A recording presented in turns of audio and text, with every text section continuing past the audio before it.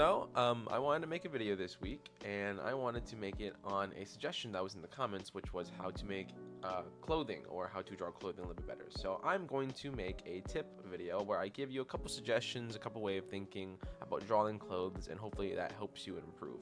Now this video is going to mainly focus on the wrinkles of clothing, doing wrinkles and doing those lines that you see wherever you move around, and how your clothes and fabrics just fold over each other. But you did hear me correct. This is going to be a tip video. This video is not a guide or not a full-blown clothes video, and the main reason is this: I don't like to do guides. There are so many guides out there already made by better artists than me that generally explain the idea of doing clothes folds much better than I could ever do so. And if I can't add anything to a guide, then there's no point in me making an entire video regurgitating the same exact information and feeding you nothing besides a few bits there.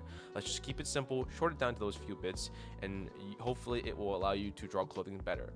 And if it does not help you, then experiment, try again, forget my advice that I give you, and go find something else. That's just what art is. You learn, you experiment, and hopefully it works for you. If it doesn't, try again. All right? But with that being said, there are two things I do want you to understand whenever you're doing clothing, right? Clothing to me, there's two ways of wrinkles forming, right? The two main ways is one, gravity, where if you have a clothes pinched at a certain angle, let's just say right here, and it is just flowing down, you're going to get clothes folds that just kind of happen because gravity just pulls it down. There's always just a point of tension, whether you have it wrapped over a chair, wrapped over your body, wrapped over your character. It's going to constantly be pulled down by something, and that's just called gravity. Another way is that you have two or more points of tension where a cloth is being stretched out like this, right? Imagine there's just two hands, one of them is pulling this way, the other pulling the opposite direction. It's going to cause tension. A very real world example that you might get into, especially if you're drawing anime, and especially if you draw the type of art that you like to draw, is the girl's chest. This isn't supposed to be an inappropriate example. It's just something you actually legitimately might come into, where if a girl's chest is relatively large and she's wearing a very tight shirt, you will find that the fabric in between her chest starts to stretch and will cause tension and cause wrinkles and folds. Yes, I think we can all agree that we've seen that in anime, blah blah blah, right? So let's just get to the actual advice. Those are the two things I want you to keep in mind, okay? So the advice that I want to give you here is for you to, first off, forget about just drawing lines. I don't want you to draw lines like you used to, right? If you're drawing clothes and all you do is that after you draw like a piece of fabric, all you do is just simply just draw lines to convey that it's cloth, you're doing yourself a disservice. First off, you're sticking way too close to just using lines, and second off, if you don't have intention, if you don't know where the lines actually go, if you don't know why the lines are being caused, then it looks unplanned, unintentional, and random. You won't be able to convey the idea that the clothing is made out of fabric or any way. You're just going to create a mess, right? So the way I want you to think about it is rocks. I want you to think about rocks, and I'll explain why, but I'm pretty sure I had a book about rocks. I think that's where I learned it from. Ugh, I could have swore I had a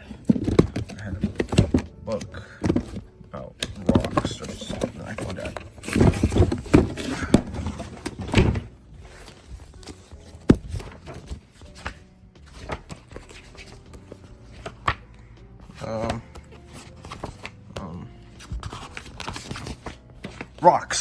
Rocks. Anyway, so look at this rock right here, right? Notice how this is the actual main shape, right? This whole chunk of pure stone right here, right? This dude's just rugged, right? Some sturdy stone, far from fabric, right? So far from fabric, right? But it can teach you so much about how fabric lays and folds that it's super helpful, right? And what I want you to get into thinking is large shapes. Don't do lines. Don't just do lines. Don't do curvy lines, assuming that this will somehow improve your clothing. Think of larger shapes, larger folds, and sometimes the fabric being able to fold and create different sets of planes, right? Look at this rock. Look how the large overall shape, inside that shape, you can tell that this part right here is curving inwards. You can tell that this part right here is slowly jutting back out. You can tell that both of these sides cave into the stone. You can tell that this part right here is underneath. You can tell that this part right here is just generally in the sunlight.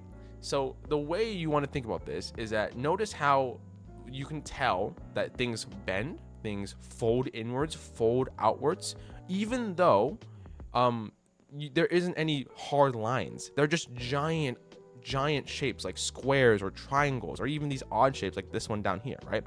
Same thing with clothing. Clothing is one overall shape. But whenever you see a really good clothes drawing, you can tell that there are cracks, or you can tell that there are folds, there are wrinkles and stuff like that, right? And in the rock, think of these cracks as of these large shapes as those clothes folds. If this was a shirt, these would be the wrinkles, these would be the folds. They're not just using lines. They're not just using curvy, straight, or just random ass lines. It's actual large shapes that that convince you visually that there are different sides, different panels, different planes. Yeah. So now let's look at a drawing that I did last night, and let's look for these shapes. Right? See this? This is her pants. She's sitting down.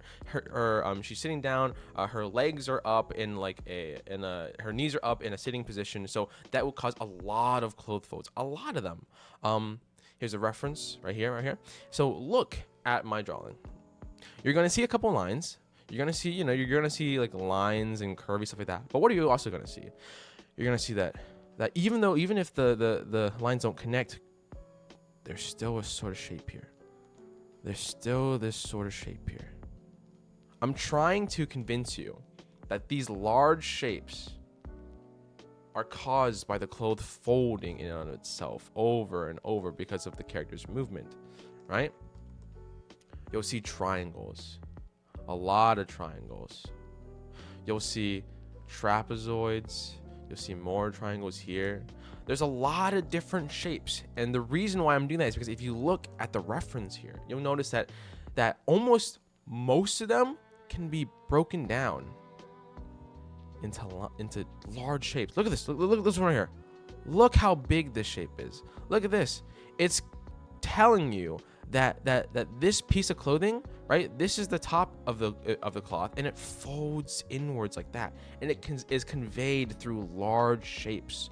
Large shapes. All right, that's how you're supposed to use these clothes folds. Don't hyper focus on using lines only. You are only limiting yourself and making it so much harder on you, right? Here's an extreme example. This is when I was practicing a butt ton, right? Here's an extreme example, right?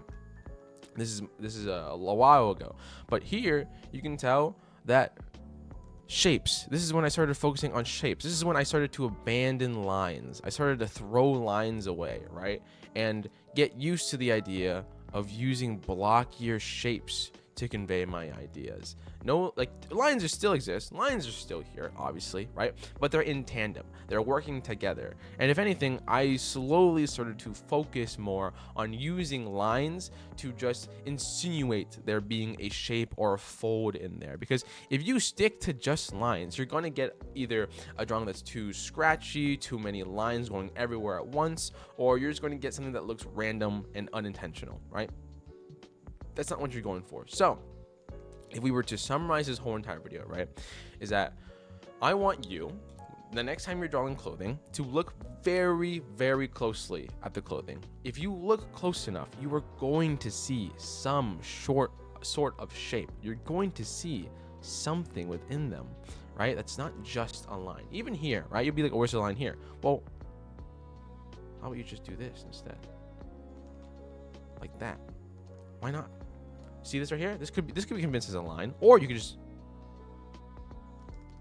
you see what I'm trying to say, right? So next time you draw clothing, look for shapes. Just reduce the amount of lines you do, and try to use shapes to convey that there's things moving in, moving out, folding over each other. And if you do that, your drawings, your clothes drawings might not improve right away, but they'll definitely have a larger variety, so they don't look super boring and mundane, right? You're gonna have another tool set with you to convey changes in fabric other than just lines, And those lines will look more accurate because they're being combined, and they're also being they're being drawn into those shapes, right? So go ahead and go do that. Go ahead and practice that. Hopefully this singular tip helps you in some sort of way. Remember, these tips, they're what worked for me. And stuff that worked for me could work for someone else, but it will not work for everyone. So please try it out, experiment this. Don't take this as a one thing, one solution. You're not gonna find a solution to everything on the internet right away in one sentence, in one video. It's a combination of experiences and practice. So take this as you will, and I wish you the best of luck. I hope you have a wonderful day. Here are 3 comments. Thank you guys for so much support in the last video. I can't believe when I make an NSFW video, I get more views. That's crazy. I guess I learned my lesson here, and I hope you guys have a wonderful time. Take good care, good luck, and thank you for 3,000 subscribers. Bye-bye. Also, I'm in like my funky night Friday funkin' night something phase, like years late. I'm like a whole year late to the internet. Look at this. This is so dope. Look at that's so fucking dope. Who the fuck makes this shit? This stuff looks so cool. I mean, like, bro, who takes the time to just, what the heck?